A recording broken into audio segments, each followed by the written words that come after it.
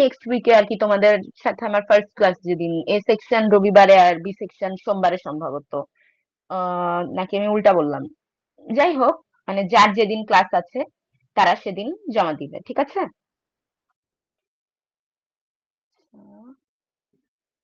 আমি একটু শেয়ার দেই, শেয়ার কি হচ্ছে কিনা দেখি।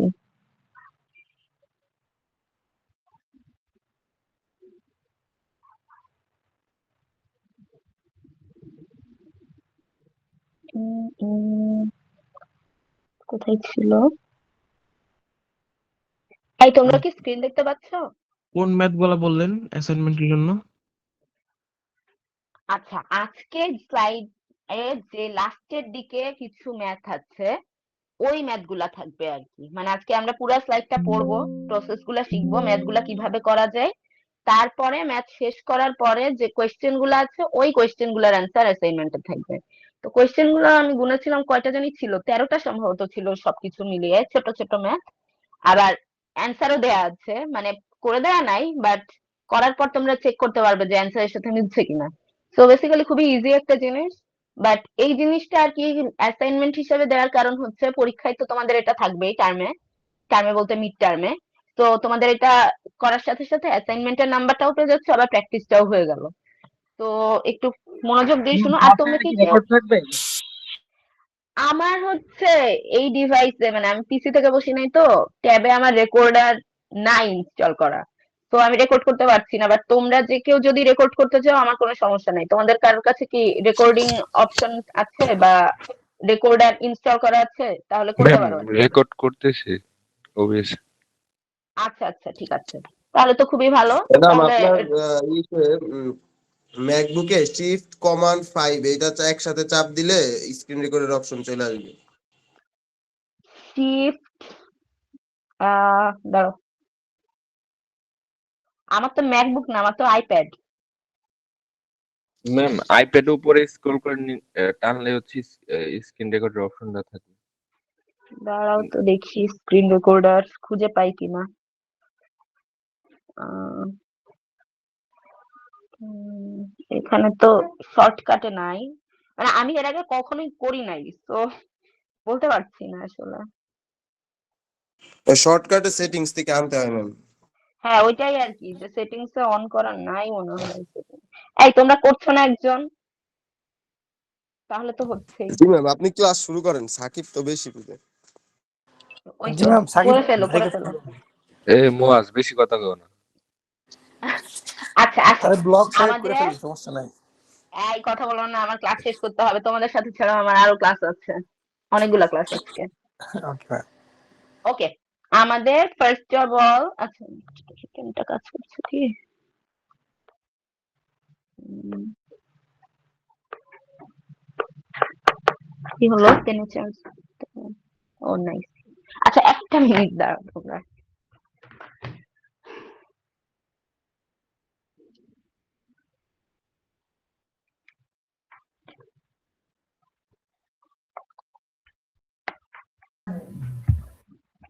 হুম,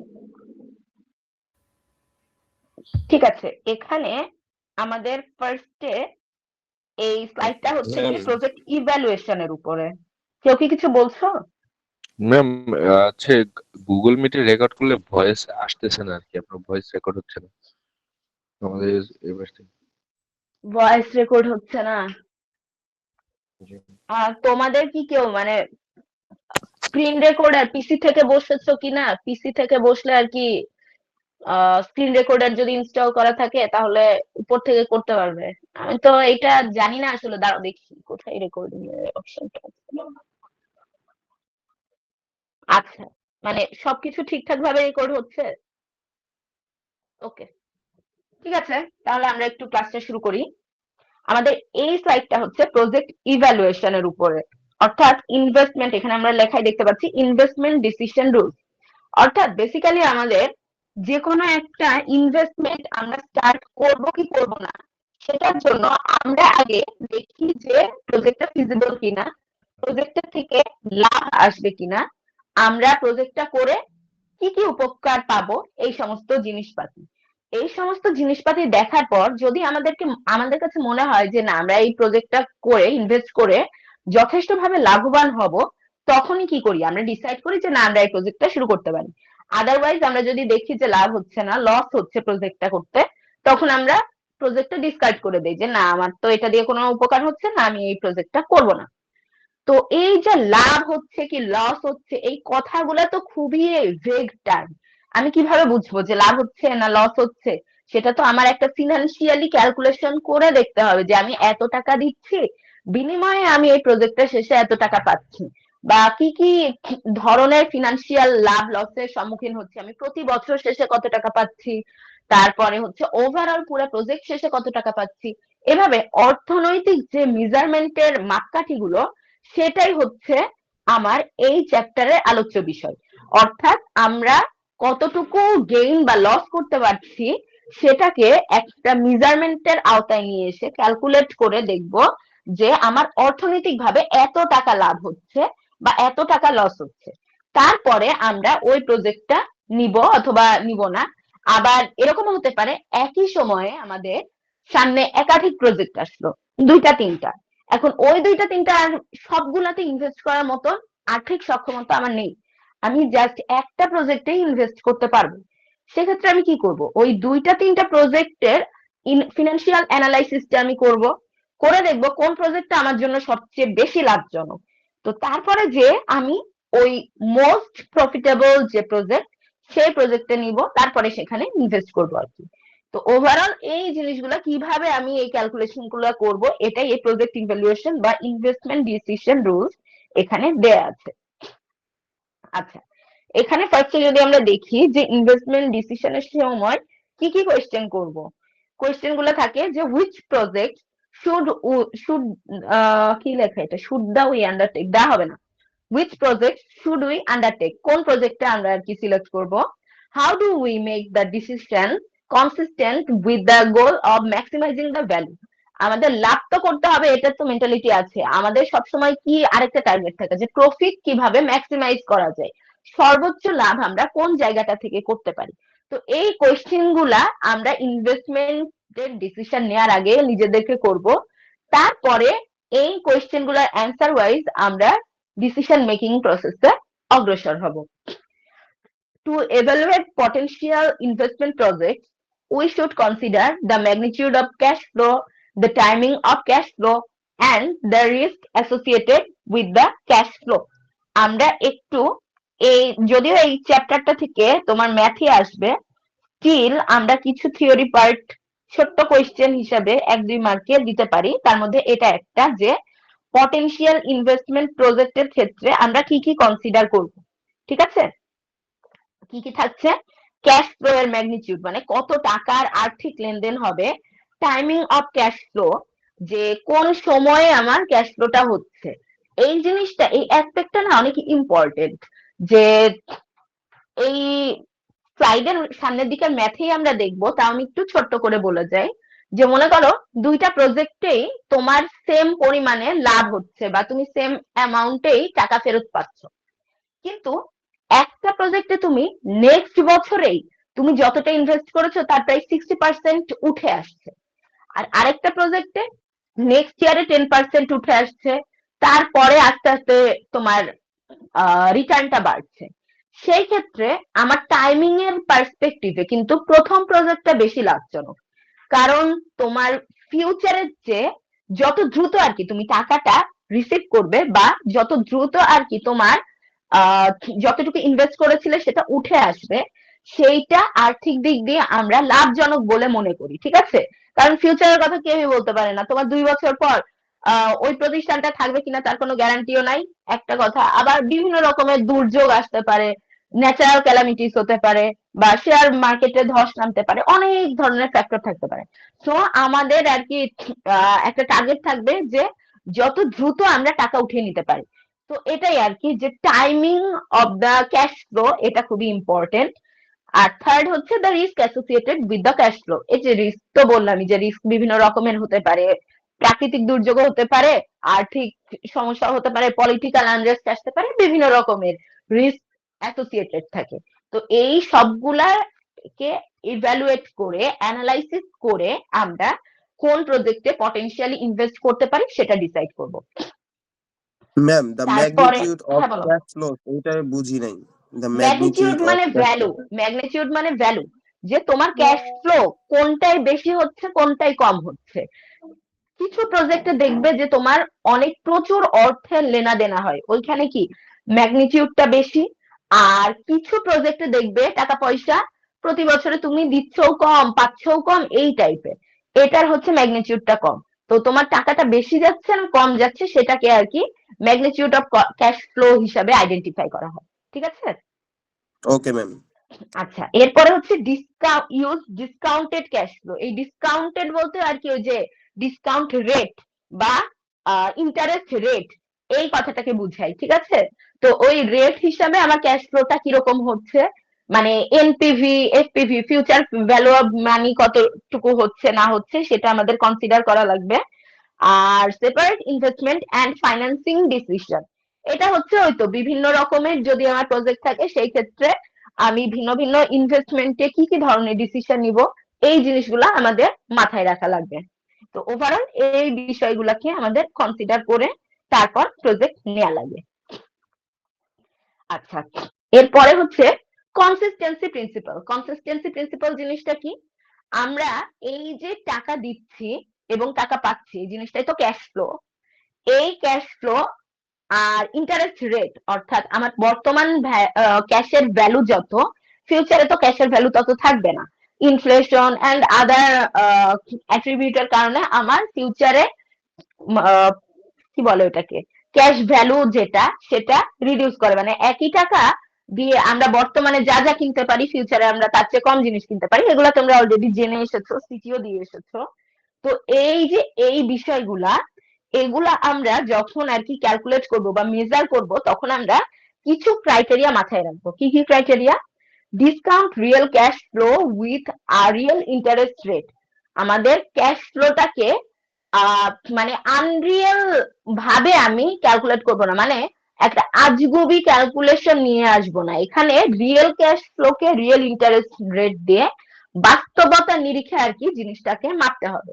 অর্থাৎ আমরা যদি প্রজেক্টে হাত দেই তখন প্রজেক্টের ইনিশিয়াল কিছু মার্কেট অ্যানালাইসিস করে আমরা অর্থনৈতিক বিশ্লেষণ পাবো। যে ধরো আমি একটা বিস্কিটের কোম্পানি দিলাম, সেই ক্ষেত্রে আমি একদম আকাশ বাতাস থেকে চিন্তা করে যে আচ্ছা এই বিস্কিটের কোম্পানি থেকে এত লাভ হতে পারে এবং আমার মার্কেট ভ্যালু এত হতে পারে এরকম অ্যাজিউম করে নিয়ে আমরা ক্যালকুলেট করব না। আমরা কি করব, আমরা মার্কেটে বর্তমানে বিদ্যমান বাকি যে আদার বিস্কিটের কোম্পানিগুলো আছে সেইগুলা অ্যানালাইসিস করব। অ্যানালাইসিস করে দেখব বিগত 5 বা 10 বছর ধরে ওদের কি ধরনের ইনভেস্টমেন্ট করা লেগেছে, সেই ইনভেস্টমেন্টের রেসপেক্টে ওরা কতটুকু করে ক্যাশ ব্যাক পাচ্ছে এবং ওভারঅল মার্কেটের যে ডিসকাউন্ট রেট বা ইন্টারেস্ট রেট সেটা কিরকম, এই সমস্ত কিছু অ্যানালাইসিস করে আমরা একটা রিয়েলিস্টিক ভ্যালু দাঁড় করাবো যে আমাদের ক্যাপিটাল এত আছে সেই রেসপেক্টে আমরা এত ইনভেস্ট করতে পারি, তাহলে আমাদের ক্যাশ ফ্লো মানে আমি টাকা ব্যাক যে পাবো সেটা অ্যাকচুয়ালি এই মার্কেটের রেসপেক্টে এত হতে পারে এবং ডিসকাউন্ট রেটটা এত হতে পারে।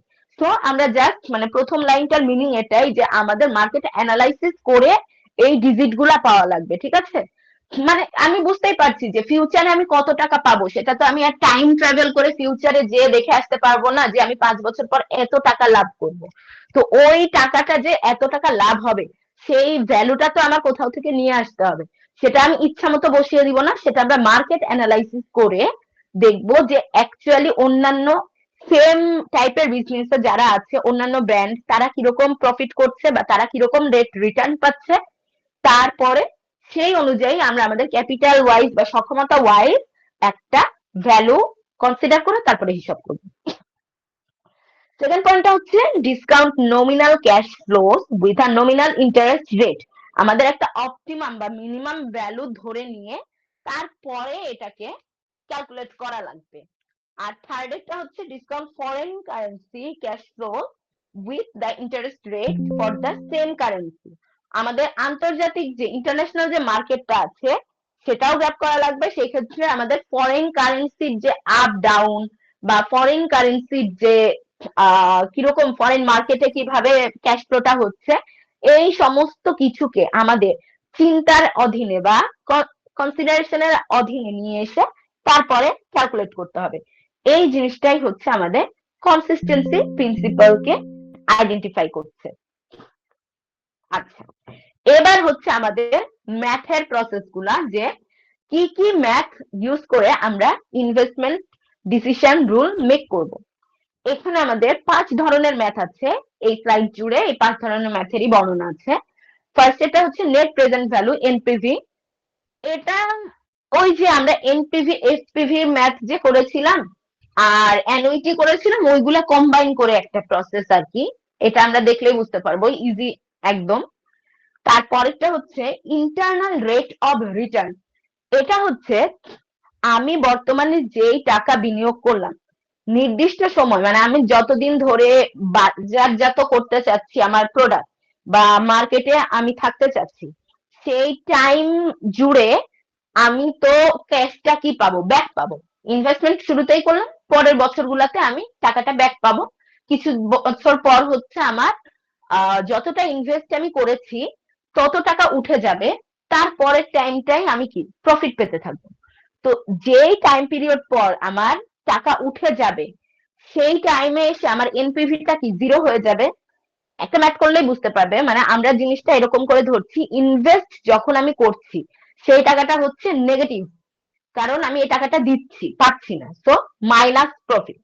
এরপরে প্রতি বছরে আমার কিছু টাকা অ্যাকাউন্টে ঢুকছে, তাহলে ওইগুলা প্লাস হিসেবে আসবে।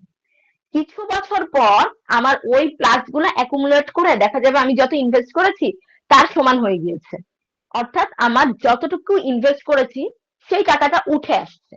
তো এই যে যেই টাইমে আমি যত টাকা ইনভেস্ট করেছি সেই টাকাটা উঠে এসেছে, এই টাইম পিরিয়ডে আমার যে ইন্টারেস্ট রেটটা কাজ করছে সেটাই হচ্ছে আমার আইআরআর বা internal rate of return. Third পয়েন্টটা হচ্ছে বেনিফিট কস্ট রেশিও। এটা হচ্ছে ওভারঅল আমার টোটাল এই প্রজেক্ট থেকে কত লাভ হলো সেটা হচ্ছে বেনিফিট, ডিভাইডেড বাই ওভারঅল আমার এই প্রজেক্টের টোটাল কস্ট কত গিয়েছে বা ইনভেস্টমেন্ট কত সেটা।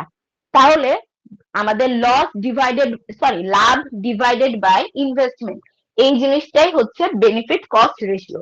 প্রজেক্টের বেনিফিট কস্ট রেশিও কি 1 এর চেয়ে বেশি রাখাটা অবশ্যই অবশ্যই একটা গুরুত্বপূর্ণ ফ্যাক্টর, কারণ আমার যদি বেনিফিটই না হয়, লস হয়ে যায়, তাহলে তো আমার প্রজেক্ট করে লাভ নেই। বাট আমরা দেখবো কিছু কিছু ক্ষেত্রে এই বিসিআর এর ভ্যালু 1 এর চেয়ে ছোট হলেও আমরা প্রজেক্টটাকে অ্যালাউ করি। আচ্ছা, তোমরা ক্যাপস্টোন প্রজেক্ট যে করছো, ক্যাপস্টোন প্রজেক্টে তোমাদের অর্থনৈতিকভাবে দুইটা অ্যানালাইসিস করা লাগবে, একটা হচ্ছে ফিনান্সিয়াল অ্যানালাইসিস আর একটা হচ্ছে ইকোনমিক্যাল অ্যানালাইসিস।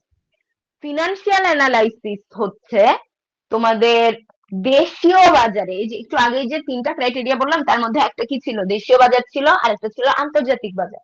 তো দেশীয় বাজারে তোমাদের অর্থনৈতিক লাভ কিরকম হচ্ছে, অর্থাৎ তোমার এই যে বিসিআর যদি বলি আমি বা আইআরআর বলি যদি আমি, এই ভ্যালু গুলা কিরকম ইম্প্যাক্ট রাখছে, এটা ফিনান্সিয়াল অ্যানালাইসিস এর আন্ডারে যায়। আর ইকোনমিক অ্যানালাইসিসে আমরা শুধু দেশীয় বাজারে না বরং ইন্টারন্যাশনাল মার্কেটে এটা কিরকম ইম্প্যাক্ট রাখছে, অর্থাৎ এক্সপোর্ট ইম্পোর্টে আমার কি ইন্টারন্যাশনালি আমি এটা বেনিফিট পাচ্ছি, সেই জিনিসটা অ্যানালাইসিস করা হয়। তো কিছু ক্ষেত্রে দেখা যায় আমাদের ক্যাপস্টোন প্রজেক্টেই আমরা যেটা করেছিলাম, আমাদেরটা ছিল হচ্ছে একটা ট্রেনিং সেন্টার, ঠিক আছে। তো ট্রেনিং সেন্টারে আমাদের ফাইন্যান্সিয়াল অ্যানালাইসিসে ইকোনমিক্যাল অ্যানালাইসিসে দেখা যাচ্ছিল যে বিসিআর যেটা বেনিফিট কস্ট রেশিও, এটা 1 এর চেয়ে কম আসছিল। অর্থাৎ জিনিসটা এরকম যে আমি এই ট্রেনিং সেন্টার করে দিতে আমার যত টাকা লাগছে, ট্রেনিং সেন্টারে মানুষজন যখন আসছে বা এটাকে ইউজ করছে, তখন ওইখান থেকে আমি যে টাকাটা পাচ্ছি সেটা আমার ইনভেস্টমেন্টের তুলনায় খুবই কম, বেশ কম। তো পিসিআর 1 এর চেয়ে ছোট, কিন্তু তাও এটা আমাদের ফিজিবল একটা প্রজেক্ট ছিল, কারণ বিসিআর 1 এর চেয়ে ছোট হলেও এটার যে ইকোনমিক ইম্প্যাক্ট, ইকোনমিক্যাল অ্যানালাইসিস করেছিলাম আমরা, সেটাই দেখছি এখানে আমরা কি একটা দক্ষ জনশক্তি তৈরি করছি। এই দক্ষ জনশক্তিদেরকে আমরা কি বিদেশে রপ্তানি করছি। তো বিদেশে যখন লেবার এক্সপোর্ট করা হচ্ছে, তারা ওইখানে দক্ষ হিসাবে যখন কোম্পানিগুলোতে জয়েন করছে, তারা ইনিশিয়ালি মানে ঢুকেই অনেক বেশি আর্ন করা স্টার্ট করে এবং সেই টাকাটা আমাদের দেশে পাঠাচ্ছে, যেটা কিনা আমাদের জিডিপি বলো বা বৈদেশিক মুদ্রা অর্জন বলো, ওইটাকে অনেক বেশি সমৃদ্ধ করছে। তো আলটিমেটলি আমার এই শুধুমাত্র আমার এই প্রজেক্টের কারণে এই প্রতিষ্ঠানে বিসিআর যদিও 1 এর চেয়ে কম, কিন্তু ultimately for greater good economic analysis করে আমি দেখছি যে ওভারঅল এই জিনিসটা আমাদের জিডিপি কে সমৃদ্ধ করছে। তো এটা বিসিআর কম হলেও আমরা মেনে নিচ্ছি এই প্রজেক্টটাকে। মানে জিনিসটা কি বোঝা যাচ্ছে যে কখন আমার এরকম বিসিআর কম হলেও আমরা জিনিসটাকে অ্যালাউ করব, প্রজেক্টটাকে অ্যালাউ করব, যখন আমাদের জি ম্যাম। গ্রেটার কোনো গুড থাকবে আর কি। ঠিক আছে? জি ম্যাম। আচ্ছা, এরপরে হচ্ছে পেব্যাক পিরিয়ড। পেব্যাক পিরিয়ড খুব বিসিআর ইজি টু কিভাবে হিসাব আন্ডারস্ট্যান্ড। করা হয়? এগুলো সব কিভাবে হিসাব করে এগুলো আমাদের সামনে ম্যাথেই আছে প্রসেসে, আমি জাস্ট আইডিয়া দিয়ে যাচ্ছি, এরপর ম্যাথ দেখলে বুঝতে পারবে কিভাবে হিসাব করবো আমরা। ঠিক আছে? Okay ma'am. আচ্ছা, এরপরে হচ্ছে পেব্যাক পিরিয়ড। পেব্যাক পিরিয়ডটা কি? পেব্যাক পিরিয়ড হচ্ছে তুমি যত টাকা ইনভেস্ট করেছো সেটা কোন টাইম পিরিয়ড পর, কত বছর পর বা কত সময় পর তুমি সেই ইনভেস্টমেন্টের টাকাটা উঠিয়ে ফেলছো, সেই জিনিসটাকে আমরা বলছি পেব্যাক পিরিয়ড। তারপরে আবার ফার্দার টাইম পিরিয়ডে লাভ হচ্ছে, সেটা আলাদা ইস্যু। বাট পেব্যাক পিরিয়ড মেথডে আমরা দেখি যে ইনভেস্টমেন্টের টাকাটা কত টাইম পর আমরা ব্যাক পাই বা তুলে ফেলতে পারি। আর ফাইনালি হচ্ছে অ্যানুয়াল ইকুইভ্যালেন্ট অ্যানুইটি, ইএই।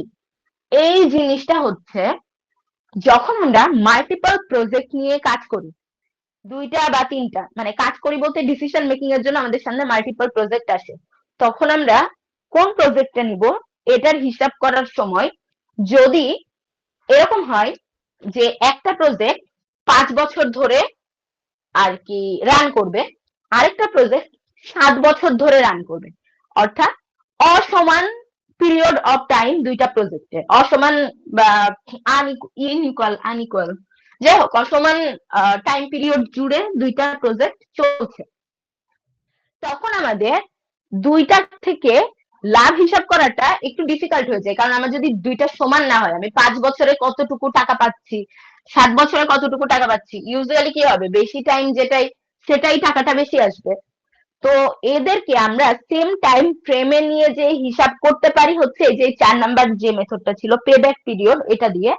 কিন্তু 5 বছর আর 7 বছর যদি আমি বলি, তাহলে এদের ভিতরে equal amount of time period করার জন্য এদের লসাগু করা লাগবে। 5 এর সাথে লসাগু কত? 35। 35 বছরের জন্য আমার 5 বছরের প্রজেক্টকে 7 বার রিপিট করা লাগবে, 7 বছরের প্রজেক্টকে 5 বার রিপিট করা লাগবে। তো জিনিসটা একটু লেংদি বা একটু কনফিউজিং হয়ে যায়। তো আমরা এই প্রসেসে না যেয়ে আমরা কি করি, অ্যানুইটির ম্যাথ করেছিলাম না আমরা, ওই অ্যানুইটির ম্যাথ দিয়ে আমরা হিসাব করি যে বার্ষিক কত লাভ হবে।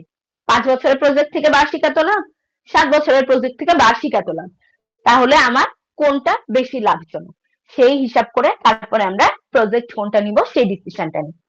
তাহলে মোটামুটি কি আইডিয়া পেয়েছো? আমরা ম্যাথে গেলে আরো ডিটেলস আইডিয়া পাবে, বাট নামের রেসপেক্টে মোটামুটি আইডিয়া আর কি এগুলাই ছিল। ঠিক আছে?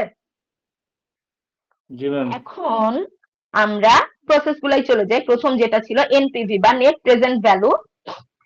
নেট প্রেজেন্ট ভ্যালু রুলে যদি আমি যাই, সেটার ক্ষেত্রে সূত্রটা কি, NPV is equal to summation of NCF divided by 1 plus RP to the power T. Net present value একটু খেয়াল করো, এই জিনিসটা হচ্ছে কিছুটা অ্যানুইটির মতো। অ্যানুইটিতে যেমন আমরা প্রতি বছর শেষে একটা নির্দিষ্ট অ্যামাউন্ট অফ মানি সরিয়ে রাখছিলাম, এখানেও যে কোনো প্রজেক্টে একটা অ্যানুয়াল প্রফিট বা বার্ষিক লাভ বা বার্ষিক কত টাকা ঢুকছে বাজেটে, এরকম হিসাব নিকাশ দেওয়া থাকে। তো সেই ক্ষেত্রে আমরা প্রেজেন্ট ভ্যালু যদি বের করতে চাই, তাহলে ওই যে এক্সাম্পলে আমরা প্রথম দিকে যে ম্যাথ গুলা করেছিলাম, একটা গাড়ির ম্যাথ করেছিলাম যে যে 2 বছর পর্যন্ত লোন দেওয়া লাগছে, তাহলে কি আমার 1 বছর পর ফিউচার ভ্যালুটাকে প্রেজেন্ট ভ্যালুতে কনভার্ট করি, 2 বছর পরেরটাকে আবার কনভার্ট করি, 3 বছর পরেরটাকে কনভার্ট করি, তারপর যোগ করি, এই ম্যাথ গুলা হবে এরকম। এই যে আমি যদি এক্সাম্পলটা একটু দেখি, এই কথাগুলো একটু পরে আসছি, আগে এক্সাম্পলটা একটু যাই। এই যে একটা ইয়ারের নেক্সট, একটা ইয়ারের না, ইয়ার গুলা দেওয়া আছে 0 থেকে 5 পর্যন্ত। 0 ইয়ার বলতে প্রেজেন্ট ইয়ার বোঝায়। তারপরে 1 বছর পর, 2 বছর পর, এভাবে করে 5 বছর পর পর্যন্ত নেট ক্যাশ ফ্লো দেয়া আছে। অর্থাৎ আমি 0 ইয়ারে বর্তমানে -175,000, এই কথাটার মানে কি, মাইনাস দিয়ে বোঝাচ্ছে ইনভেস্ট করছি বা আমার দেয়া লাগছে। এখানে 0th ইয়ারে নেট ক্যাশ ফ্লো হচ্ছে $175,000 বা টাকা কিছু একটা।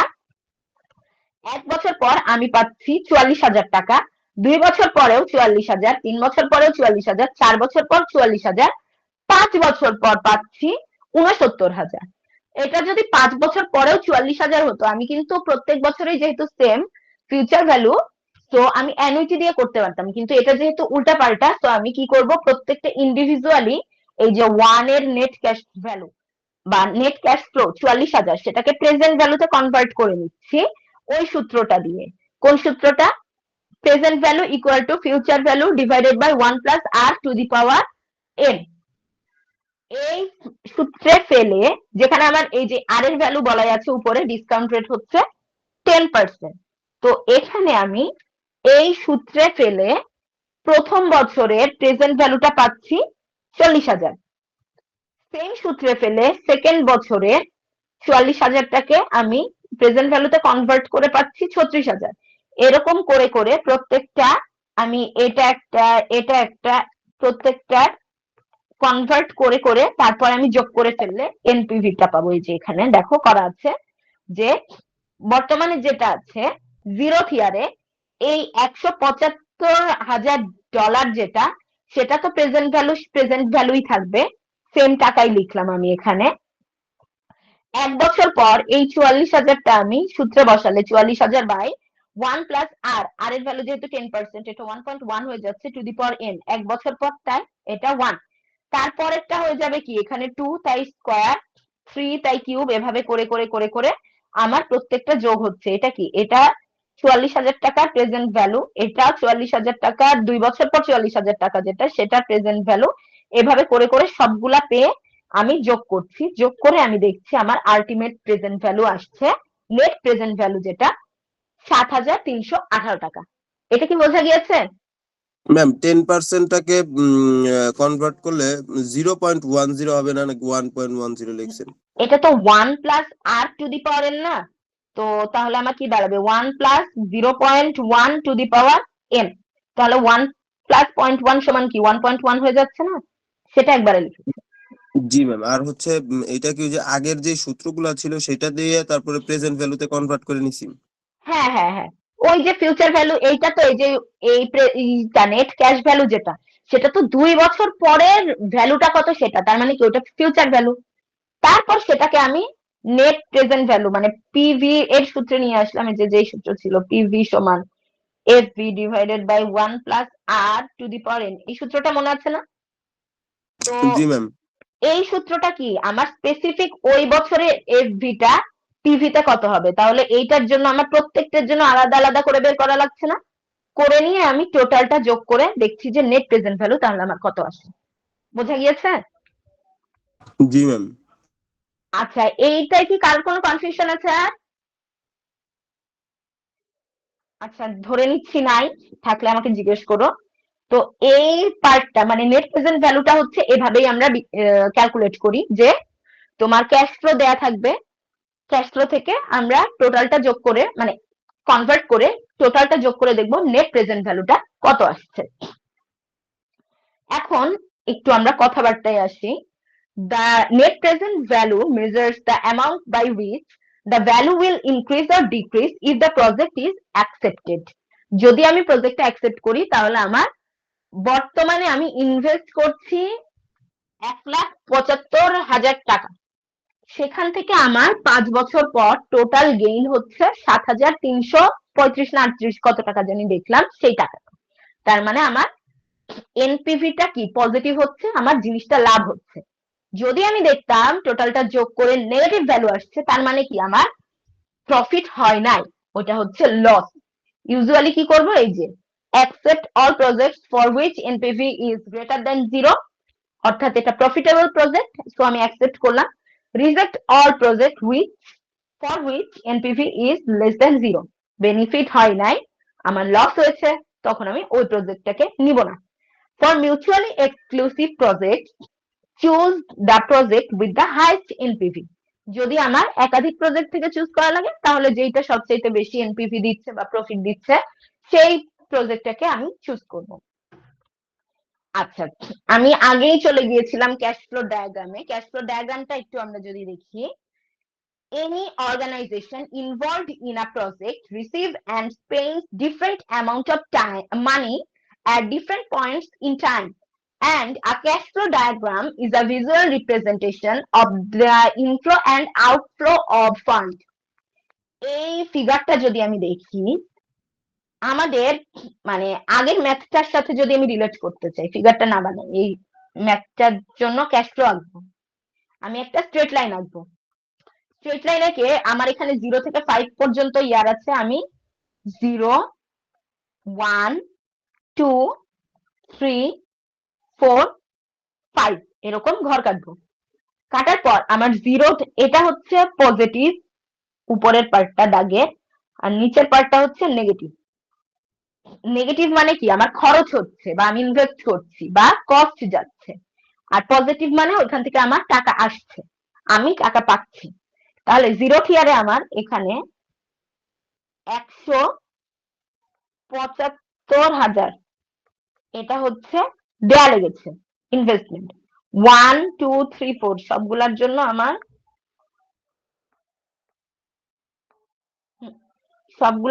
আমার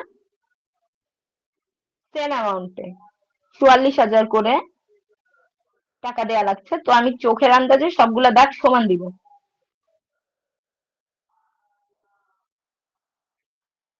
আর লাস্ট ইয়ারে হচ্ছে 69,000, তো এটা আমার একটু কম্পারেটিভলি বেশি হবে। তো এই তো এগুলা হচ্ছে আমি লিখে দিব এরকম 44,000 44K, এটাও সেম, এটাও সেম, এটা হচ্ছে 69,000। ঠিক আছে, এই জিনিসটা। আর ইয়ার গুলাকে আমি গোল দিয়ে দিতে পারি জাস্ট যাতে করে ডিফার করতে পারি। এই জিনিসটা হচ্ছে ক্যাশ ফ্লো ডায়াগ্রাম। আচ্ছা, এই যে এটা হচ্ছে টাইম থাকবে, এই দাগটা পজিটিভ বা ইনকামিং, উপরেরটা নেগেটিভ বা আউটগোয়িং নিচেরটা। আর এখানে এই ভাঙা চিহ্ন দিয়ে কি বোঝায়, এটা তো আমরা জানি যে অনেক বড় যদি হয় ভাঙা চিহ্ন দিয়ে আমরা মাঝের গুলাকে এলিমিনেট করে লাস্টের পার্ট গুলা জাস্ট একটু দেখাই। ঠিক আছে, তো এই জিনিসটাই হচ্ছে আমাদের ক্যাশ ফ্লো ডায়াগ্রাম। এখানে এই কথাটাই বলা আছে। সেকেন্ড পয়েন্টে কি লেখা আছে দেখো, ইনা ক্যাশ ফ্লো ডায়াগ্রাম, ও এটা হচ্ছে যে আমরা কিভাবে আঁকবো সেটার কথাটা বলা আছে। একই কথা, জিনিসটা বোঝা গিয়েছে কি ক্যাশ ফ্লো ডায়াগ্রাম আঁকার উপায়টা? ম্যাম আরেকবার বলেন একটু। আরেকবার বলবো, আমার হচ্ছে এই হরাইজন্টাল লাইন যেটা এক্স অ্যাক্সিস বরাবর, এই লাইনটা হচ্ছে টাইমকে ইন্ডিকেট করছে। এই টাইম এ আমি এই ডেটা সেট হচ্ছে এটা, ঠিক আছে, এরকম ডেটা সেট তোমার কোয়েশ্চেনে অলওয়েজ দেয়া থাকবে। তো এই এক্স অ্যাক্সিসে আমি ইয়ার গুলাকে বসাবো। ফার্স্টে আছে 0 থেকে 5, এই 0 1, অন্য কালার দিয়ে একটু দেখাই,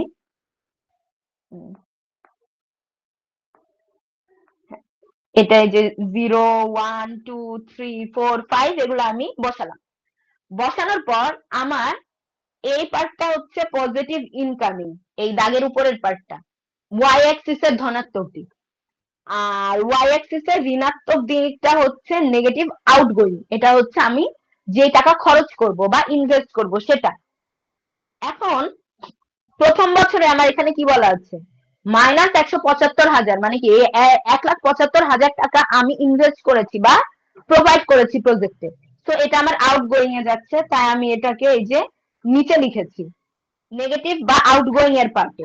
আর পরের বছরগুলোতে কি প্রথম বছরে 44,000, এই যে এটাকেও ইনকামিং এ দিয়েছি, সেকেন্ড বছরেও 44,000, এটাও ইনকামিং, এরকম করে 4 বছর পর্যন্ত প্রত্যেক বছরে 44,000।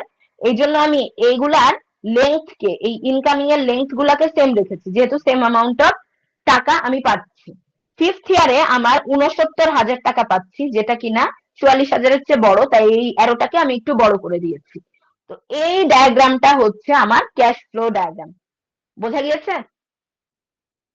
জি ম্যাম, যে মাঝে কাটা আছে কেন এটা বললেন? মাঝের কাটাটা এটা মনে করো যে আমার কথার কথা অনেক লেংদি একটা প্রজেক্ট, এটা আমার 50 বছরের ক্যাশ ফ্লো দেখাচ্ছে, ঠিক আছে? তো 50 ইয়ার্স এর সবগুলা আমার এখানে দেখানোর প্রয়োজন নাই, আমি জাস্ট প্রথম কয়েক বছরের 1, 2, 3 বছরের কিছু টাকা পাচ্ছি সেটা দেখাচ্ছি। তারপর এটা হচ্ছে N-1 মানে 49তম বছর আর 50তম বছর সেটার টাকাটা দেখাচ্ছি। মাঝে তাহলে চতুর্থ বছর থেকে 48তম বছরের টাকাটা কি আমি দেখিয়েছি এখানে?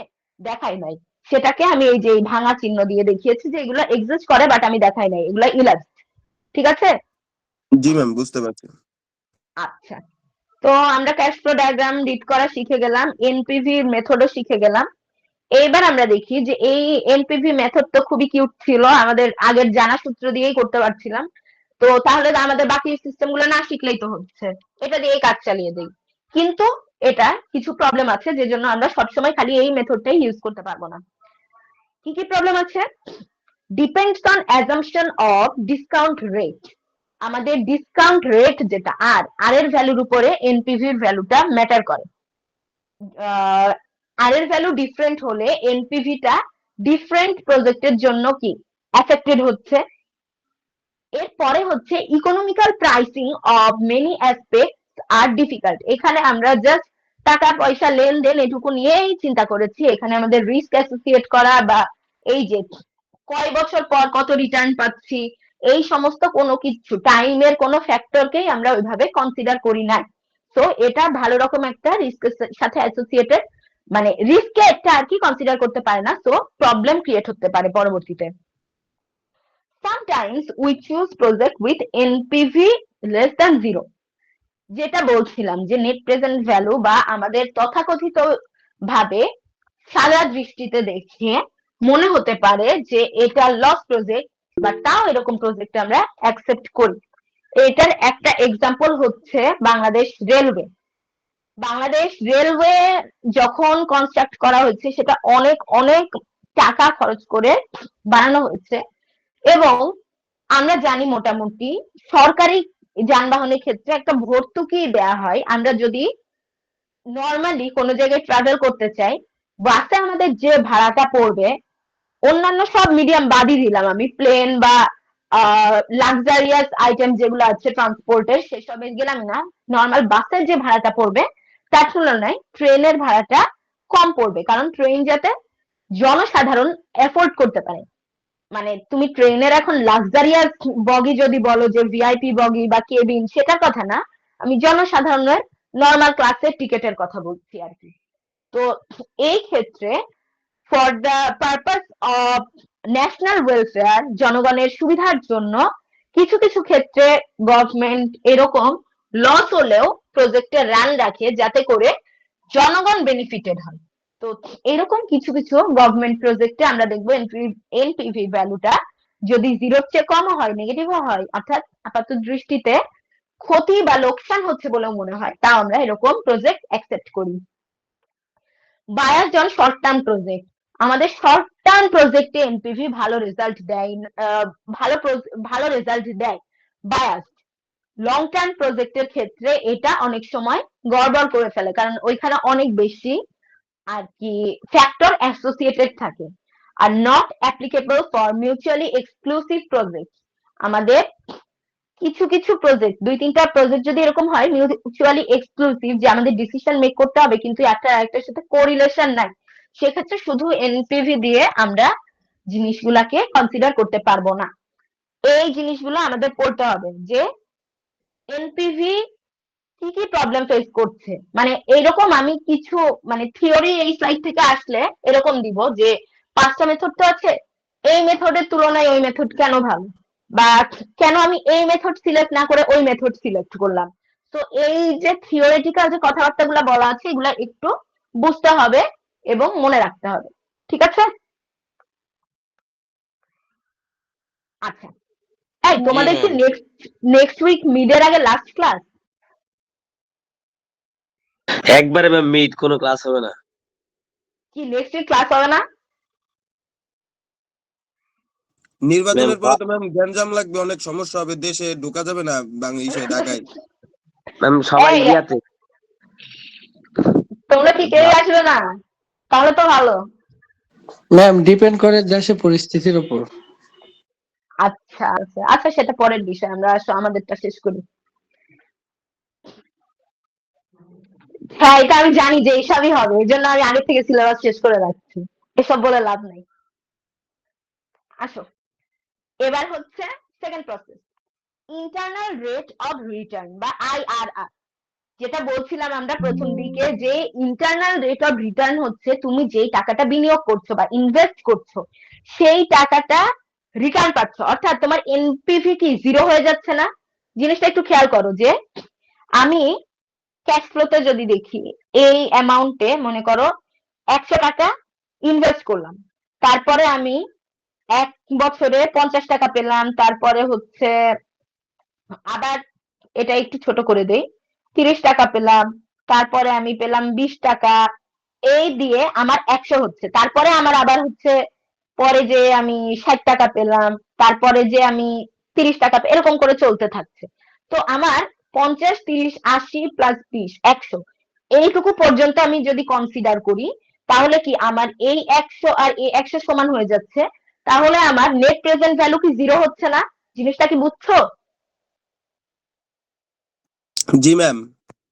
তো যেই পর্যন্ত আমার নেট প্রেজেন্ট ভ্যালু জিরো হচ্ছে, সেই পর্যন্ত আমার আই আর মানে ডিসকাউন্ট রেট কত, সেই জিনিসটাই হচ্ছে আমার ইন্টারনাল রেট অফ রিটার্ন।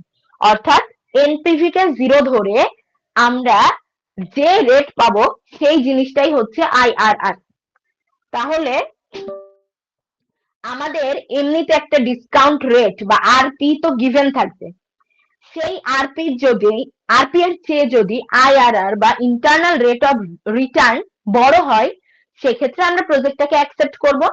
আর যদি আরপি এর চেয়ে আইআরআর ছোট হয়, সেই ক্ষেত্রে আমরা প্রজেক্টটাকে রিজেক্ট করে দিব। ঠিক আছে, এটুকু ক্লিয়ার কনসেপ্ট? না জি ম্যাম। ম্যাম। না ম্যাডাম কে বললে, একটু বলো কোন জায়গাটা বুঝো নাই।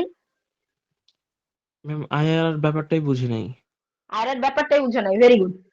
এখানে যেটা হচ্ছে, তুমি 100 টাকা ইনভেস্ট করেছো, তুমি এই 100 টাকা বিভিন্ন টাইম পিরিয়ডে, নেক্সট 1 বছর, 2 বছর, 3 বছরে এক এক অ্যামাউন্ট অফ টাকা পেয়ে পেয়ে পেয়ে পেয়ে একটা টাইমে ওই 100 টাকাই তুলেছো। তারপরের টাকা পেলে তোমার লাভ হচ্ছে, সেটা নিয়ে আমি কনসিডার করব না বা মাথায় আমি আনবো না। আমি জাস্ট এই যে পর্যন্ত যে আমি 100 টাকা তুলছি, মানে ইনভেস্টমেন্টের পুরো টাকাটা তুলছি, সে পর্যন্ত মাথায় ক্যালকুলেশন রাখবো। এবার এই পর্যন্ত এই যে এই টাকাগুলা যে পাচ্ছি, এখানে আমার রেটটা কত হবে সেটা আমি বের করব। এই যে এই পরের পেজটা যদি আমি দেখি, এই যে এই ম্যাথটা, তাহলে আরেকটু ক্লিয়ার হবে যে আমার নেট ক্যাশ ফ্লো জিরো ইয়ারে, মানে প্রথমে আমি ইনভেস্ট করেছি 1,75,000 টাকা, এরপর আগের ম্যাথের মতোই প্রথম বছর পর 44,000 টাকা পাচ্ছি, দ্বিতীয়, তৃতীয়, চতুর্থ বছর পর পর ওই টাইমে 44,000 টাকা পাচ্ছি, পঞ্চম বছরে 69,000 টাকা পাচ্ছি। সেই ক্ষেত্রে আমি যেটা করব, এখানে আমার ডিসকাউন্ট রেট যেটা বলা আছে, সেটা হচ্ছে আরপি। আরপি এর ভ্যালু নিয়ে আমি ম্যাথ করব না, আরপি এর ভ্যালুটা রেখে দিব। আমি যেটা করব, এই এনপিভি কে জিরো ধরবো, যে আমি ধরে নিচ্ছি একটা নির্দিষ্ট রেটে আমি ক্যাশব্যাক পাওয়ার ফলে এই টোটাল লাভগুলা অ্যাড করে আমি 1,75,000 পাচ্ছি। তো আমার টোটাল এনপিভি হচ্ছে জিরো। তো এখন আমি এই আইআরআর টাকে আননোন রেখে সব ভ্যালুগুলা বসিয়ে আইআরআর এর ভ্যালু কত সেটা বের করব ক্যালকুলেট করে। সেটা যদি আরপি এর চেয়ে মানে 10% এর চেয়ে বড় হয়, তাহলে আমি প্রজেক্ট অ্যাকসেপ্ট করব, আদারওয়াইজ প্রজেক্টকে ডিক্লাইন করব। বোঝা গিয়েছে? এখানে আইআরআর করে মানে ক্যালকুলেট করে আসে, আইআরআর টা আননোন ছিল 11.5%, যেটা কিনা আমার 10% এর চাইতে বড়। তো আমার এই প্রজেক্টটা অ্যাকসেপ্টেড হবে। এটা কি বুঝতে পেরেছো প্রসেসটা? এই কথা বলো না কেন, যে বুঝো নাই? বুঝছি ম্যাম। ম্যাম বুঝেছো? এখানে সবগুলো নিলাম কেন? মানে যে ৬৯,০০০ পর্যন্ত সবগুলাই নেওয়া হলো?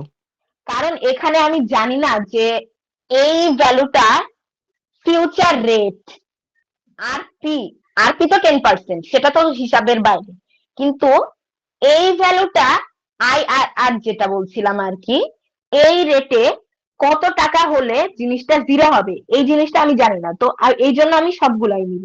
আমার এখানে বলা নাই যে এটুকুর পরে আমার এখান থেকে প্রফিট শুরু হয়েছে, এরকম কিছুই বলা নাই। তো আমি যেটা করব যে ইন জেনারেল যতগুলা টাকা আছে, যতগুলা ইয়ার আছে, সবগুলো ইয়ারের টাকাই আমি কনসিডার করব। কনসিডার করে দেখব যে কত রেট অফ রিটার্নে আমার এই প্রেজেন্ট যে ইনভেস্টমেন্টটা করেছি সেটার সমান এই ব্যাক রিটার্ন গুলা পাচ্ছি আমি। বুঝতে পেরেছো? এটা কি এখনো কনফিউশন লাগছে?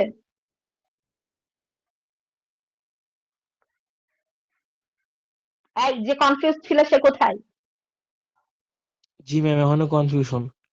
যদি ৪০,০০০ আচ্ছা, গুলা ম্যাম মানে ফিউচার ভ্যালু বের করি, সেক্ষেত্রে তো আপনার ওই ১,৭৫,০০০ মানে আগেই হয়ে যায়। না দেখো, এটা আমার ১,৭৫,০০০ টাকা আমি কি ইনভেস্ট করছি, এটা তো মাইনাস, এটার হিসাব আলাদা।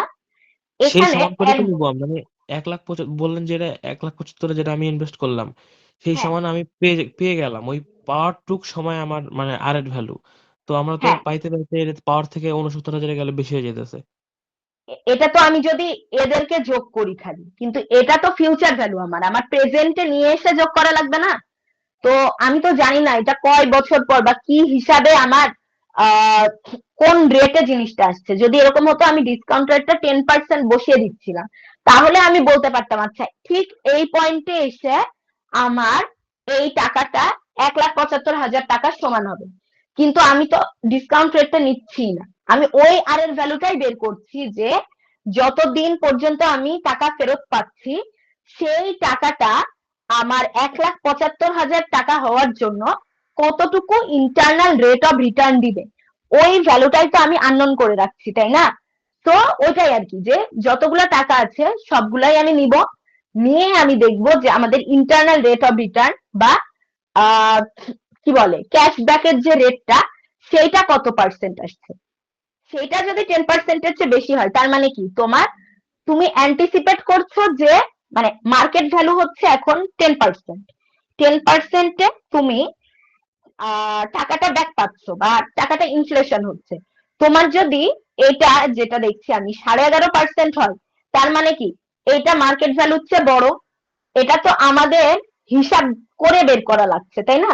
তো মার্কেট ভ্যালুর চেয়ে বড় হওয়া মানে কি আমার অ্যাকচুয়ালি জিনিসটা লাভ হচ্ছে। মানে যদিও আমি ধরে নিচ্ছি যে এনপিভি 0 আসছে আমার, মানে টোটাল ইনভেস্টমেন্ট বা টোটাল কি বলবো আমি, টোটাল ইনভেস্টমেন্টের সমান টাকা উঠে আসছে, কিন্তু সেটা কখন উঠে আসতো, সেটা যদি 10% ধরতাম আমি তখন উঠে আসতো এই টাকা দিয়ে। কিন্তু 11.5% ধরার ফলে কি হচ্ছে, আমার টাকাটা যা আসার কথা তার চেয়ে বেশি আসবে, এই জন্যই জিনিসটা প্রফিট হচ্ছে। বুঝতে পারছো? জি ম্যাম, বুঝছি। আচ্ছা, তাহলে এটা গেল আমাদের আইআরআর বা ইন্টারনাল রেট অফ রিটার্নের কম্পিউটেশন। এবার আমরা দেখি আইআরআর এর প্রোস এন্ড কনস কি কি, যে কি কি সুবিধা অসুবিধা। অ্যাডভান্টেজ হচ্ছে আইআরআর সামারাইজ করে প্রজেক্টের information in a single number. আমি একটা নাম্বার দিয়েই দেখতে পাচ্ছি যে আমাদের ডিসকাউন্টের 10%, আইআরআর 11.5%, একটা ভ্যালু দিয়ে বুঝে যাচ্ছি যে না এটা আমার লাভজনক হবে নাকি লসজনক হবে। আর interpretation of IRR is simple, IRR দেখেই আর কি সিম্পলি বোঝা যায়, এটার মধ্যে কমপ্লিকেশন নাই সেরকম। ডিসঅ্যাডভান্টেজ যেটা সেটা হচ্ছে in some cases a project can have multiple IRR, কিছু ম্যাথ সলভ করে দেখবো আমরা দ্বিঘাত চলে আসে বা ত্রিঘাত চলে আসে, সেই ক্ষেত্রে আইআরআর এর ভ্যালু 2 বা ততোধিক হতে পারে। এখন একটা প্রজেক্ট থেকে তো তোমার রেট অফ রিটার্ন একাধিক হতে পারে না, তো সেই ক্ষেত্রে আমার এখানে ঝামেলাটা বাধে।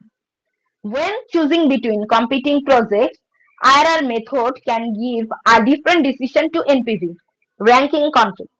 তুমি যখন একাধিক প্রজেক্ট থেকে একটা প্রজেক্ট চুজ করবে তখন যেই সমস্যাটা হতে পারে যে এনপিভি অ্যানালাইসিসও করলে আইআরআর অ্যানালাইসিসও করলে, এনপিভি তোমাকে বলল যে এই প্রজেক্টটা, মানে আমি ধরো 3টা প্রজেক্ট নিয়ে কাজ করছি, 1 2 3, এনপিভি অনুযায়ী এটা হচ্ছে বেস্ট প্রজেক্ট, এটা সেকেন্ড বেস্ট, এটা থার্ড বেস্ট।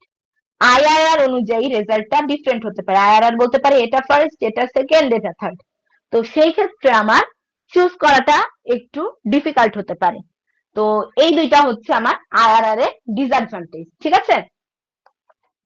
এখন যেটা বলছিলাম আমরা যে a project in some case a project can have multiple IRR, সেইটার এক্সাম্পলটা হচ্ছে আমাদের এই পরের পেজে দেয়া আছে, multiple rate of return usually occurs when there is more than one reversal in the sign of project cash flow. আচ্ছা, project cash floor sign দিয়ে কি বুঝাতাম? মাইনাস মানে ইনভেস্ট করছি, প্লাস মানে আমি টাকা পাচ্ছি। সবসময় কি এরকমই হবে যে আমি জাস্ট 0th ইয়ারে ইনভেস্ট করলাম আর সারা জীবন ইনভেস্ট করলাম না, টাকাই পেলাম? এরকমও তো হতে পারে আমার 2-3 বছর পর আবার রিইনভেস্ট করা লাগলো, এরকম তারপরে আমি আবার টাকা পাচ্ছি, মানে মাল্টিপল পিরিয়ডে আমার ইনভেস্ট করা লাগতে পারে।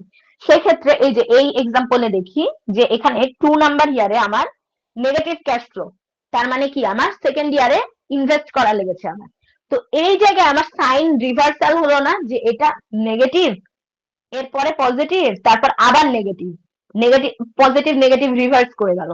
এরকম যদি হয় যে আমার মোর দ্যান ওয়ান ইনভেস্টমেন্ট থাকে কোনো একটা ক্যাশ ফ্লোতে, সেই ক্ষেত্রে আমার আর কি আইআরআর এর ভ্যালুটা একাধিক হয়, ঠিক আছে? এটার ক্ষেত্রে যদি আমি করি এনপিভি 0 ধরে, 0th ইয়ারে -100, ফার্স্ট ইয়ারে 230/1 plus IRR to the power 1, আর সেকেন্ড ইয়ারে -132 1 plus IRR to the power 2 equal to 0। এই ম্যাথটা সলভ করলে আইআরআর পাবো আমি 10 অথবা 20%, দুইটা। এখন দুইটা তো আমার জন্য ফিজিবল না, তখন আমার আইআরআর একটা প্রবলেম ক্রিয়েট করছে। জিনিসটা কি বোঝা গিয়েছে?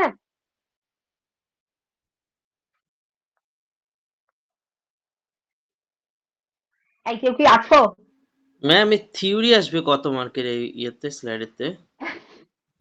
এটা তো এক্স্যাক্টলি এখনো কোয়েশ্চেন না করলে বলতে পারছি না, বাট একটা থিওরি এখান থেকে হয়তো বা ছোট্ট একটা থিওরি আসতে পারে। হয় তোমার আসবে এরকম যে দুইটা প্রজেক্ট বললাম, যে দুইটা প্রজেক্ট মানে দুইটা মেথড বললাম, এই দুইটা মেথডের কম্পেয়ার করো, বাট এই সাইড থেকে ম্যাথ আসবে এটা 100% শিওর। ম্যাথের সাথে একটু আর কি আমি জড়িয়ে দিতে পারি যে দুইটা মেথডেই তো করেছো, এখন একটু আমাকে বলো কম্পেয়ার করে যে কোন মেথডটা অ্যাডভান্টেজ কি ডিসঅ্যাডভান্টেজ কি, এরকম ছোট্ট একটা পার্ট থাকতে পারে, এই আর কি। ওই কমেন্ট টাইপ ম্যাথ করে কমেন্ট লেখা লাগবে এরকম। ম্যাথ করে কমেন্ট তো সেটা এক জিনিস, আমি যদি বলি এটা এটার অ্যাডভান্টেজ ডিসঅ্যাডভান্টেজ কি, তখন তো এই যে এই পয়েন্ট গুলো একটু দিতে হবে, ঠিক আছে? বাট জি ওটা জি খুব বেশি মার্ক না, মানে জিনিসগুলো বুঝে রাখো, নট লাইক মুখস্থ এভাবে করতে হবে, বুঝে লিখতে পারলে আমি মার্কস দিব আর কি। ম্যাম থিওরি কোনটা আসবে? থিওরি কোনটা আসবে? থিওরি এই যে সবগুলা মেথডের অ্যাডভান্টেজ ডিসঅ্যাডভান্টেজ, কোনটা কেন ইউজ করতে পারবো কোনটা পারবো না, সেই কথাগুলো। তোমাদের 4টা স্লাইড থাকবে মিডে। 1 নাম্বার ওই যে যেটা সিডিতে ছিল প্রজেক্টের বিভিন্ন টাইম ফেজ বা কে কে স্টেক হোল্ডার সেই রিলেটেড ইনফরমেশন, ওটা তো পুরাই থিওরি। সেকেন্ড স্লাইড যেটা ছিল সেটা তো পুরাই ম্যাথ, ওইখান থেকে ম্যাথ আসবে। থার্ড স্লাইড এই যে সিটিটা দিলে সেকেন্ড সিটি টিম গ্রুপ এগুলা নিয়ে, তারপরে রিলস অ্যাডভোকেসি হাবিজাবি এগুলা। আর ফোর্থ স্লাইড হচ্ছে এটা, এখান থেকে ম্যাথ আসবে, ম্যাথের সাথে একটু কানেক্টেড তোমার থিওরি পার্ট থাকতে পারে, এই আর কি। আচ্ছা, তো আমরা এরপরে মিউচুয়ালি এক্সক্লুসিভ প্রজেক্টের ক্ষেত্রে যেটা দেখি যে when evaluating a single project, NPV and IRR give the same accept or reject decision and it is consistent with maximizing firm value. Often we must choose between 2 or more mutually exclusive projects can invest in just one project. NPV and or IRR can be used to rank competing projects but their decisions might conflict. ওইটাই যে তোমার একাধিক project থাকলে আমরা দুইটাই analysis করে দেখবো কোনটাতে যাওয়া লাগবে, বাট রেজাল্ট যে সবসময় আমাদের একই রকম আসবে সেটা নাও হতে পারে, এরকমও হতে পারে যে এক প্রসেস একরকম বলছে আরেক প্রসেস আরেক রকম বলছে, এটা আর কি। তো ম্যাম এই ওই যে আগের এখানে ম্যাথটা মাল্টিপল রেটস অফ রিটার্ন, ওইটা ম্যাম হ্যাঁ, ওই যে আইআরআর একবার 10% আবার আইআর 20%, এটা কেমনে হইলো বুঝলাম না ব্যাপারটা। এটা তখনই হবে যখন আমার ইনভেস্টমেন্ট পুরা টাইম পিরিয়ড জুড়ে একবার হবে না, একাধিকবার হবে। তুমি যদি একাধিকবার ইনভেস্ট করো সেক্ষেত্রে কি তোমার নেগেটিভ ভ্যালু আরেকটা চলে আসছে না, তখন তোমার আর কি আইআরআর বের করতে গেলে একাধিক আইআরআর পাবে আর কি, দ্বিঘাত সমীকরণ চলে আসবে, তখন তোমার দুইটা রেজাল্ট পাবে। তো এই ক্ষেত্রে আমার আইআরআর ভ্যালুটা আর কি আহ তোমার কিছু ডেটা রিপ্রেজেন্ট করছে না। আমি দুইটা আইআরআর দিয়ে কি করব, এটা তো আমার কোনো আর কি উপকারে আসছে না, তখন আমি আইআরআর মেথডে ক্যালকুলেশনটা করতে পারবো না। ঠিক আছে? জি ম্যাম। আচ্ছা, এখন র্যাঙ্কিং কনফ্লিক্টের বিষয়টা যেটা, যে তোমার এখানে একটা এক্সাম্পল দেয়া আছে, এ প্রজেক্টে এবং বি প্রজেক্টে দুইটাতেই ডিসকাউন্ট রেট হচ্ছে 10% এবং দুইটাতেই আমার 5,000 টাকা বিনিয়োগ করা হয়েছে। এ প্রজেক্টে প্রথম বছরে 8,000 টাকা পেয়েছি, দ্বিতীয় বছরে কোনো টাকা পাই নাই। বি প্রজেক্টে প্রথম বছরে কোনো টাকাই পাই নাই, দ্বিতীয় বছরে 9800 বা 9,800 টাকা পেয়েছি। তো আমি যদি এনপিভি এবং আইআরআর দুইটাই ক্যালকুলেট করি তাহলে দেখা যাচ্ছে বি প্রজেক্টে এনপিভি বড় কিন্তু এ প্রজেক্টে আইআরআর বড়, তাহলে আমি কোনটা নিব? এইটা হচ্ছে আমার র্যাঙ্কিং কনফ্লিক্ট। এই ক্ষেত্রে আমার ডিসিশন নেওয়ার জন্য জাস্ট এই দুইটা মেথড না, আরো মেথড ওয়াইজ আমার ডিসিশন নেওয়া লাগবে। ঠিক আছে? বোঝা গিয়েছে?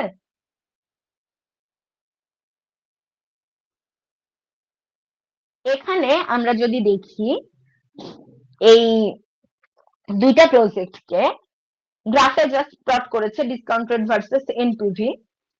প্রজেক্ট বি এর ক্ষেত্রে তোমার ইনিশিয়ালি 5,000 টাকা ইনভেস্ট করা লেগেছিল এবং তারপরে ক্যাশ ফ্লোটা নিচের দিকে আসছে, আর প্রজেক্ট বি এর ক্ষেত্রে তোমার নিচের দিকে মানে ইনভেস্টই কম করা লেগেছে বাট টাকাটাও আস্তে আস্তে বেশি আসছে।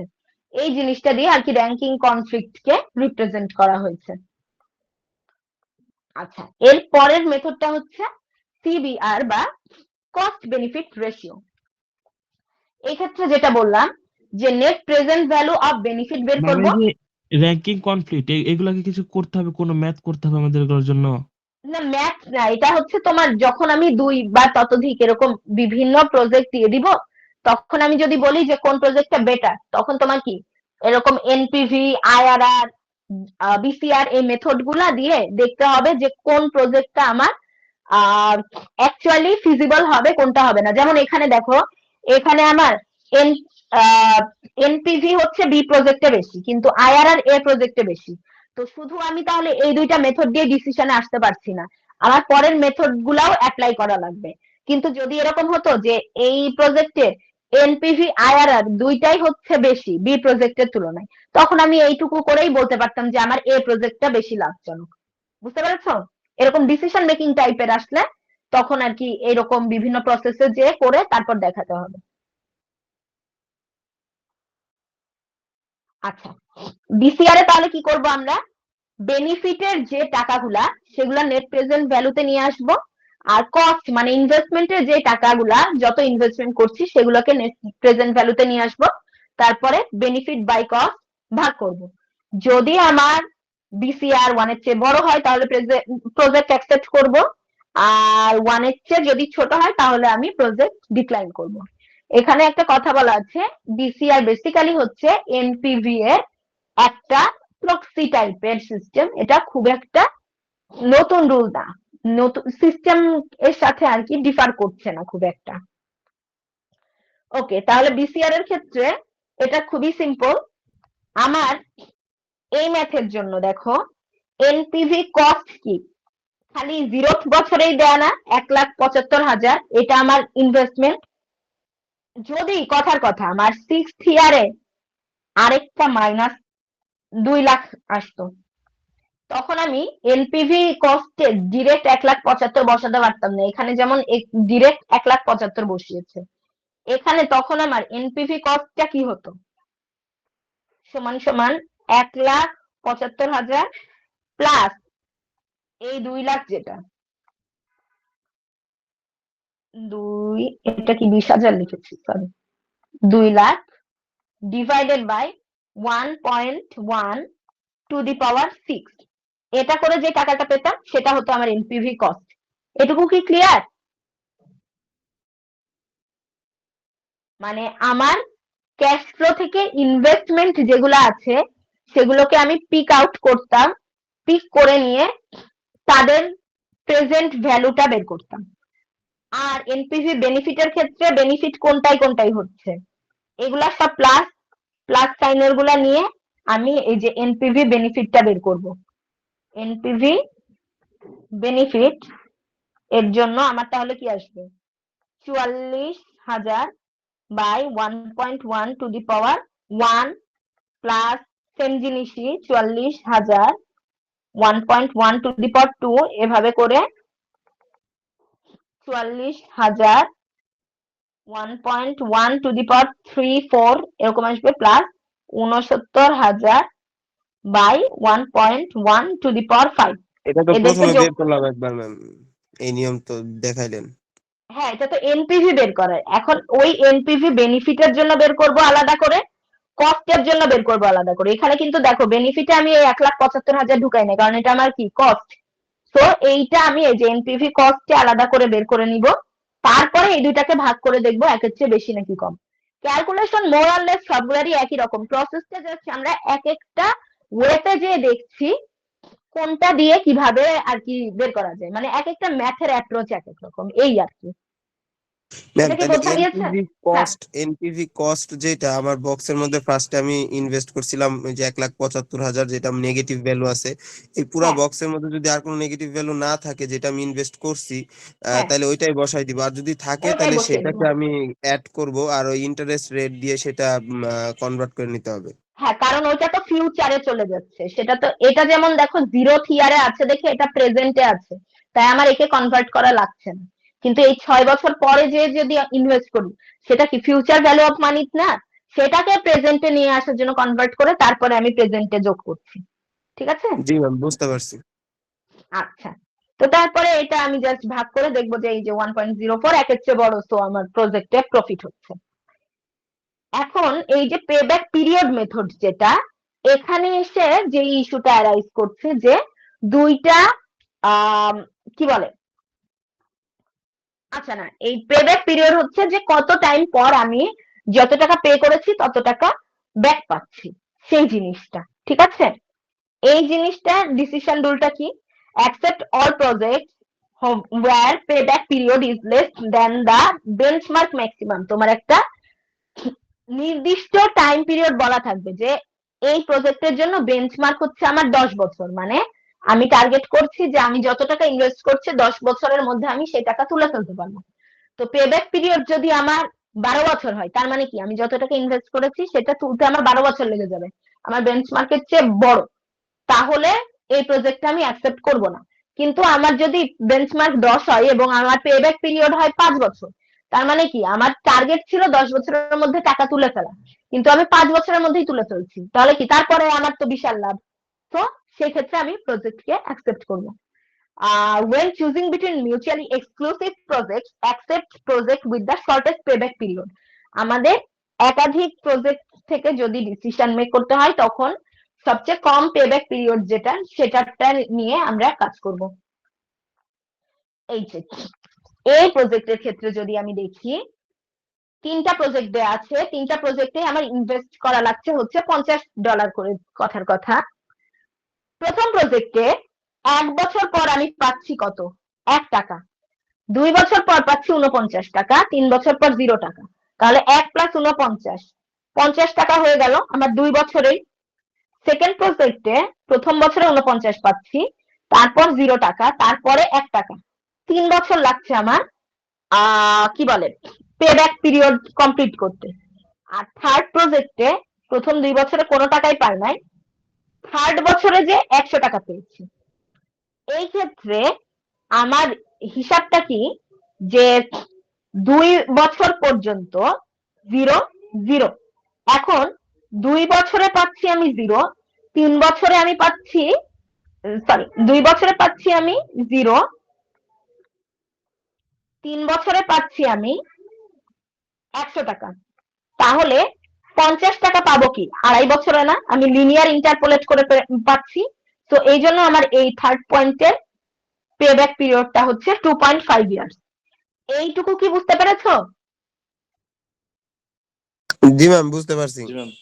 এখন আমার মেথড অনুযায়ী, মেথডিক্যালি চুজ করা উচিত কোন প্রজেক্টটা, শর্টেস্ট পেব্যাক পিরিয়ড অনুযায়ী এ প্রজেক্টকে চুজ করা উচিত না? জি ম্যাম। কিন্তু এখানে দেখো সমস্যাটা কি। সমস্যা হচ্ছে আমার যদিও শর্টেস্ট পেব্যাক পিরিয়ড এ নাম্বার প্রজেক্টের, কিন্তু আমাদের এখানে লংগেস্ট হলেও টার্গেট হচ্ছে বি নাম্বার প্রজেক্টকে চুজ করা। কেন? কারণ বি নাম্বার প্রজেক্ট 1 বছর পরই আমাকে 49 টাকা রিটার্ন করছে। 49, আমি যদি এনপিভি নেই তাহলে সবচেয়ে বড় এনপিভি কিন্তু বি প্রজেক্টের হবে, কারণ এগুলা কি সব ফিউচার ভ্যালু না? আমি এই 1 কে এনপিভি তে কনভার্ট করি, 2 কে এনপিভি তে কনভার্ট করি, 3 তো জিরোই, এটার ক্ষেত্রেও 1 কে এনপিভি তে কনভার্ট করি, 2 কে, 3 কে, তারপরে আমি সামেশন অফ এনপিভি দেখবো এ এর চেয়ে বি এর বড়। তাছাড়াও আরেকটা জিনিস হচ্ছে আমি 1 বছর পরই ওই প্রজেক্টের 98% তুলে ফেলতে পারছি। 50 টাকা ইনভেস্ট করছি, তারপরই 98% মানে 49 টাকা তুলে ফেলছি। তো সেটা হচ্ছে আমাদের ফিনান্সিয়াল পয়েন্ট অফ ভিউ বা ফিনান্সিয়াল অ্যাসপেক্ট থেকে বিশাল একটা লাভজনক ইস্যু, যেটা একদম প্রথমেই বলেছিলাম আমি। টাকা আমরা চাই যত দ্রুত সম্ভব, যত বেশি হাতে পেতে। তো ফিউচারে পাবো, ফিউচারে তো ইনফ্লেশন হচ্ছে, আরো অনেক কিছু হচ্ছে। সো ওই আশায় বসে না থেকে আমরা যত দ্রুত সম্ভব টাকা পেয়ে যাওয়াটাকে প্রেফার করি। তো এই ম্যাথে আমাদের বলতে হবে, দো দা payback period of project A is shortest, we won't recommend this. Rather, we will recommend project B to be undertaken because here এখানে কি হচ্ছে তোমার 1 বছর পরেই তুমি ম্যাক্সিমাম অ্যামাউন্ট অফ মানিটা নিয়ে নিতে পারছো এবং অন্যগুলোর তুলনায় এটার এনপিভিটাও বেশি। ম্যাম, এত তাড়াহুড়া করে টাকা না উঠায় একটু ওয়েট করলে তো আমি 2.5 বছরে যায় সেটা 100 টাকা ডবল পাই দিছি। হ্যাঁ, কিন্তু তুমি মনে করো 2 বছর পর মরে গেলে, তুমি তো ওই টাকাটা আর পেলেই না। এটা হচ্ছে তোমার না, ইনফ্লেশন হতে পারে, অনেক রিস্ক অ্যাসোসিয়েটেড না? মানে তুমি 2 বছর ধরে এটা তো তুমি একদম শিওর না যে গ্যারান্টিড যে পাবে। এগুলা সবই কি আমরা ফিউচারে কি হবে একটা অ্যাজাম্পশন মার্কেট অ্যানালাইসিস করে। তো 1 আর 2 নাম্বার বছরে যখন তুমি কোনো রিটার্ন পাচ্ছই না, সেটা কিন্তু খুবই হাই রিস্ক অ্যাসোসিয়েটেড। তুমি থার্ড ইয়ারে যেই আশায় 100 ব্যাক করছো ধরে রেখেছো, সেই আশাটাই থাকলো না। মনে করো যে কথার কথা যে এই টাইপের একটা রিয়েল লাইফ এক্সাম্পল যদি বলি, যে ট্রেড, তুমি এখন এত টাকা ইনভেস্ট করছো মনে করো আমেরিকার কোনো একটা বিজনেসে, যে ইউএসএ তে জিনিসটা প্রসেস হয়ে যাচ্ছে, যে ওরা প্রসেস করছে, তারপরে ওইখানে যেহেতু রেট হাই, তুমি 3 নাম্বার বছরে 100 টাকা পেব্যাক পাবে, অনেক টাকা। কিন্তু কথা হচ্ছে মনে করো যে 2 বছরের মাথায় এই যে এখন পলিটিক্যাল যে আনরেস্ট চলছে, ইউএসএ এর অর্থনৈতিক অবস্থায় একটা বড় ধস আসতে পারে। তো যদিও আমরা পাস্ট এনভায়রনমেন্ট থেকে অ্যানালাইসিস করে দেখছিলাম যে ইউএসএ অনেক হাই রেটে রিটার্ন দিচ্ছে, কিন্তু বর্তমান টাইমের রেসপেক্টে এটা অনেক বেশি রিস্কি। রাশিয়া সুপার পাওয়ারে চলে যাচ্ছে বা চীন ধরো সুপার পাওয়ারে চলে যাচ্ছে, এরকম একটা ইস্যু হচ্ছে, ওদের অর্থটা অনেক কমে যাচ্ছে। তো তখন আমি 2 বছর পরে যেও যেটা আমার অ্যান্টিসিপেটেড ভ্যালু সেটা পাচ্ছি না। তো এইটার চাইতে বরং আমি এখনই টাকা পেয়ে যাচ্ছি বি নাম্বার, ওই কেসটা নেওয়াটা বেশি ফিজিবল বা মোর লজিক্যাল। বুঝতে পেরেছো? মানে ম্যাম এই বড় কই অর্থনীতি পাইতেছি আমরা তো বড় পাইতেছি না। কি বড় পাচ্ছি না? মানে এই যে 100 টাকা তো বেশি অবশ্যই, সেখানে হচ্ছে 49 কিভাবে বড় পাইতেছি এটা বুঝলাম না। 100 টাকা তো তোমার, আমি তো পে ব্যাক পিরিয়ড হিসাব করছি, তাই না? পে ব্যাক পিরিয়ড মানে আমার 50 টাকা উঠতে কত যাচ্ছে, প্রথম দুইটাই প্রফিট দেখাচ্ছে না, থার্ড এরটাই 50 টাকা প্রফিট দেখাচ্ছে। সেটা 3 বছর পর যে, আর 2.5 বছর হচ্ছে পেব্যাক পিরিয়ড। আমরা যদি পেব্যাক পিরিয়ডকে জাস্ট কনসিডার করি সবকিছু বাদ দিয়ে, তাহলে আমার এ নাম্বারটা সবচেয়ে ফিজিবল হতো। কিন্তু আমাদের এখানে আমরা দেখছি যে যদিও এ নাম্বারের পেব্যাক পিরিয়ডটা কম, বাট বি নাম্বারে আমি তাড়াতাড়ি টাকা হাতে পাচ্ছি, আর সি নাম্বারে ও যেটা বললো যে টাকা অনেক বেশি পাচ্ছি, সেটা ঠিক আছে, বাট সেটা আমার আনসার্টেনটি অনেক বেশি বা রিস্ক অনেক বেশি জড়িত। তো এই জন্য আমরা ওইটাতেও না, যে মিডল পন্থা, মধ্যপন্থা যেটা বিটা নিচ্ছি। মানে এটা না এখন আমরা পরীক্ষার জন্য এভাবে লিখছি, বাট রিয়েল লাইফে যখন আসবে তখন যদি তুমি চাও যে না আমি রিস্ক নিয়েই দেখবো, যে যদিও আমার লস হওয়ার অনেক চান্স আছে, বাট আমি রিস্ক নিলে এখানে অনেক টাকা পাচ্ছি, সেই ক্ষেত্রে তুমি সি চুজ করতে পারো। এটা তো তখন তোমার পার্সোনাল ডিসিশন হয়ে যাবে। বাট আমরা যখন অ্যাকচুয়ালি মেথডিক্যালি পড়ালেখা করছি, এরকম খুব বেশি হাই রিস্ক টেকিং বা খুব বেশি একদমই টাকা পাবো না এই টাইপের মনোভাবকে একটুখানি অ্যাভয়েড করে অলওয়েজ চাই মাঝামাঝি থাকতে, যাতে মিডল গ্রাউন্ডে থেকে আমরা খুব লসও না করি, খুব হাই রিস্কে যে লাভ করাচ্ছে মোটামুটি যাতে কিছু টাকা আমাদের হাতে থাকে। তো এই জন্য আমরা বি পয়েন্টটাকে সিলেক্ট করছি। বোঝা গিয়েছে? জি ম্যাম, জি ম্যাম। ম্যাম ক্লাস হ্যাঁ বলো। কতক্ষণ হবে ম্যাম? ক্লাসটা এই ফ্লাইটটা শেষ হলেই শেষ হয়ে যাবে। না ম্যাম, আরেক ম্যাম স্যারে মেসেজ দিয়েছিল ম্যাম আর আর কি, নেওয়া কখন যাচ্ছে ক্লাস না শুরু ম্যাম, করা যায়। প্লিজ শেষ করে দিন। 11টা 20 এটা শেষ করলেই তোমাদের তো 2টা ক্লাস আমি একসাথে নিচ্ছি। এটা হ্যাঁ প্রায় জি শেষ, ম্যাম, মানে কথা বলে স্যার না। মেসেজ দিয়েছিল আর কি, কখন শুরু করা যায় আর কি, যদি আপনি যদি 11টা 20 বলো তাহলে, 11টা 20 এর মধ্যে ইনশাল্লাহ হয়ে যাবে। ম্যাম একটু তাড়াতাড়ি শেষ করেন ম্যাম। আচ্ছা, পেব্যাক পিরিয়ডের স্ট্রেংথ হচ্ছে simple and easy to use and understand, এটা আমরা বুঝছি। আর উইকনেস কি কি? Ignore time value of money. এই যে আমরা ফিউচার ভ্যালুকে কিন্তু এখানে প্রেজেন্টে কনভার্ট করে নেই না, এনপিভি করি না। আর ignores payment after payback period. Payback পিরিয়ডের পরে যে এই লাভ ক্ষতি কতটুকু হচ্ছে সেটা নিয়ে আমাদের এখানে কোনো কনসার্নই দেখানো হয় না। তো এই জিনিসটা ইগনোরড এখানে, এটা একটা weakness. Choice of maximum payback period is arbitrary.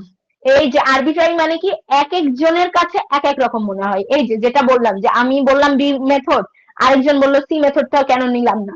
তো এইরকম এক একজনের অ্যানালাইটিক্যাল বা ডিসিশন মেকিং পাওয়ার ওয়াইজ এটা ডিফারেন্ট হতে পারে।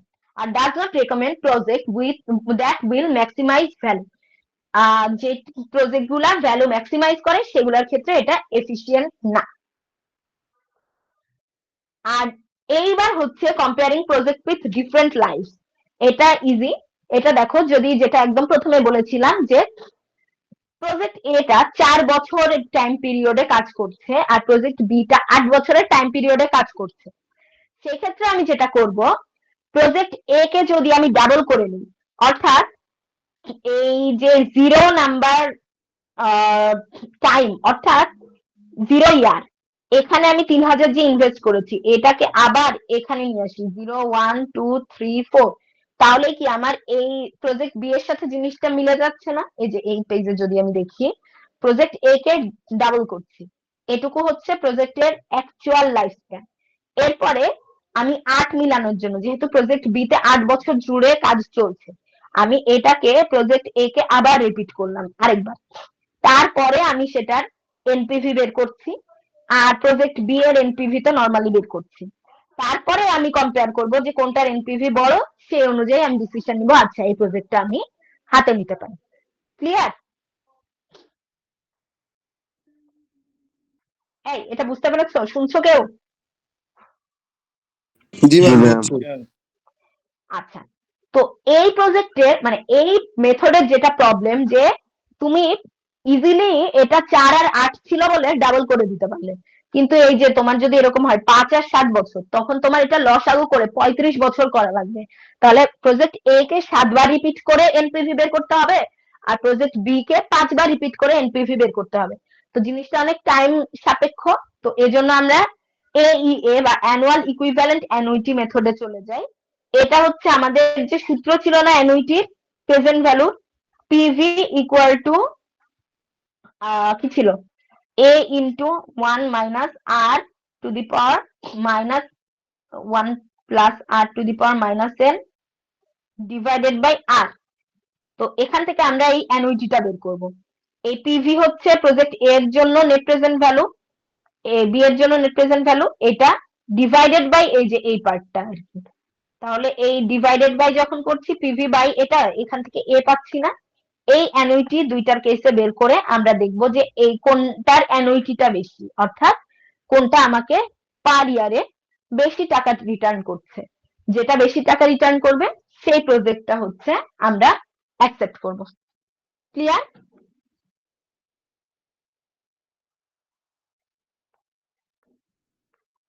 এরপরে হচ্ছে অ্যানুয়াল ইকুইভ্যালেন্ট অ্যানুইটি।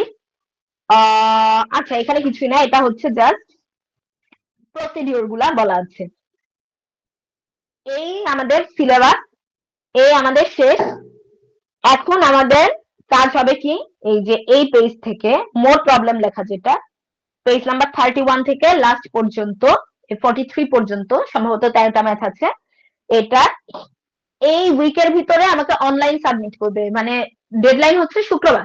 আমি বিএলসি তে লিংক ক্রিয়েট করে দিব, আর তারপরে তোমাদের সাথে যেই দিন আমার ফার্স্ট ফিজিক্যাল ক্লাস হবে ওই দিন হচ্ছে আমাকে অফলাইনে এটা কি বলে ওটাকে অ্যাসাইনমেন্টটা সাবমিট করবে, ঠিক আছে? ম্যাম অফলাইন ক্লাস যেদিন নেন ওই দিনই অনলাইনে নেন, তো নির্বাচনের ভিতরে সবাই তো ব্যস্ত। নির্বাচনের ভিতরে সবাই ব্যস্ত, হয়ে যায়।